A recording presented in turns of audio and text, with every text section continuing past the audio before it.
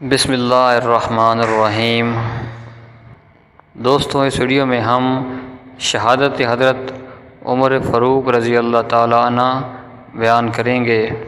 خلافت راشدہ کے دوسرے تاجدار اسلامی تاریخ کی عبقری شخصیت، خسر رسول صلی اللہ علیہ وآلہ وسلم، داماد علی المرتضیٰ، رسالت کے انتہائی قریبی رفیق، خلافت اسلامیہ کے تاجدار ثانی حضرت عمر بن خطاب وہ خلیفہ ہیں جنہیں اپنی مرضی سے نہ بولنے والے پیغمبر خدا صلی اللہ علیہ وآلہ وسلم نے غلاف کعبہ پکڑ کر دعا مانگی تھی، اے اللہ مجھے عمر بن خطاب عطا فرما دے یا عمر بن ہشام۔ دعائے رسول کے بعد عمر بن خطاب تلوار گردن پر لٹکائے ہاتھ باندھے سیدھے دروازے رسول صلی اللہ علیہ وآلہ وسلم پر پہنچے۔ صحابہ کرام نے جب یہ آنے کی کیفیت دیکھی تو بارگاہ رسالت میں دست بدستہ عرض کی، یا رسول اللہ صلی اللہ علیہ وآلہ وسلم، عمر اس حالت میں آ رہی ہیں۔ تو آپ نے فرمایا، انہیں آنے دو، نیت اچھی تو بہتر، ورنہ اسی تلوار سے اس کا سر قلم کر دیا جائے گا۔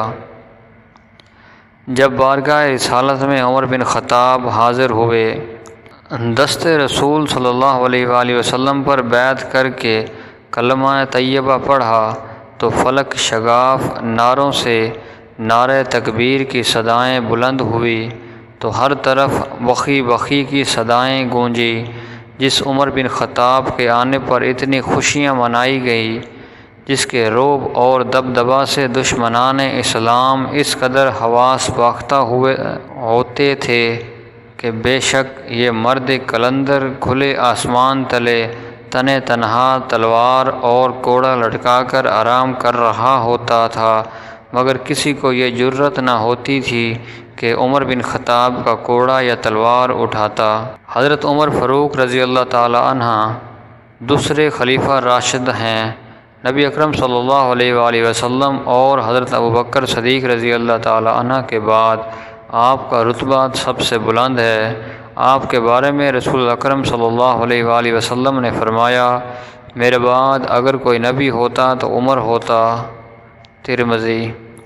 عمر کی زبان پر خدا نے حق جاری کر دیا، جس راستے سے عمر گزرتا شیطان وہ راستہ چھوڑ دیتا۔ میرے بعد ابوبکر و عمر کی اقتداء کرنا۔ آپ نے ہجرت نبوی کے کچھ عرصہ بعد 20 افراد کے ساتھ اعلانیہ مدینہ کو ہجرت کی۔ آپ نے تمام غزوات میں حصہ لیا۔ 634 میں خلافت کے منصب پر فائز کیے گئے۔ 644 تک اس عہدے پر کام کیا۔ آپ کے دور خلافت میں اسلامی سلطنت کی حدود 22 لاکھ مربع میل تک پھیلی ہوئی تھی۔ آپ کے انداز حکمرانی کو دیکھ کر ایک غیر مسلم یہ کہنے پہ مجبور ہو گیا کہ اگر عمر کو 10 سال خلافت کے اور ملتے تو دنیا سے کفر کا نام و نشان مٹ جاتا۔ حضرت عمر کا زمانہ خلافت اسلامی فتوحات کا دور تھا۔ اس میں دو بڑی طاقتوں ایران اور روم کو شکست دے کر ایران، عراق اور شام کو اسلامی سلطنتوں میں شامل کیا۔ بیت المقدس کی فتح کے بعد آپ خود وہاں تشریف لے گئے۔ حضرت عمر فاروق رضی اللہ تعالی عنہ کا مشہور قول ہے کہ اگر دریائے فرات کے کنارے ایک کتا بھی پیاسا مر گیا تو عمر سے پوچھا جائے گا۔ اس قدر خوف خدا رکھنے والے راتوں کو جاگ کر رعایا کی خدمت اور جس کی زبان سے نکلے ہوئے الفاظ کی تائید میں سورہ نور کی آیت مبارکہ کا نازل ہونا، جس نے اپنی آمد پر مدینہ کی گلیوں میں اعلان کیا، کوئی ہے جس نے بچوں کو یتیم کرانا ہو، بیوی کو بیوہ کرانا ہو، ماں باپ کی کمر جھکانا ہو، آنکھوں کا نور گم کرانا ہو، آئیے عمر نے محمد صلی اللہ علیہ وآلہ وسلم کی غلامی کا دعویٰ کر لیا ہے، آج سے اعلانیہ اذان اور نماز ہوا کرے گی۔ حضرت عمر فاروق رضی اللہ تعالیٰ عنہ سب سے پہلے امیر المومنین کہہ کر پکارے گئے۔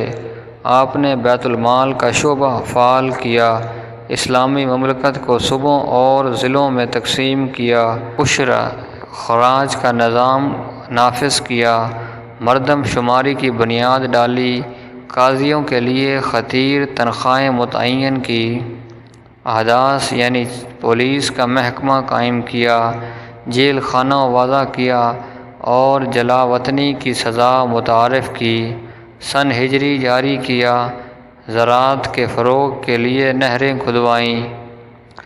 اسلام کے اس عظیم سپوت کی فتوحات سے اہل باطل اتنے گھبرائے کہ سازشوں کا جال بچھا دیا، اور ایک ایرانی بدبخت مجوسی ابو لولو فیروز نے یکم محرم الحرام 23 ہجری کو امام عدل و حریت، خلیفہ راشد، امیر المومنین، فاتح عرب و عجم پر حملہ کر کے مدینہ منورہ میں شہید کر دیا۔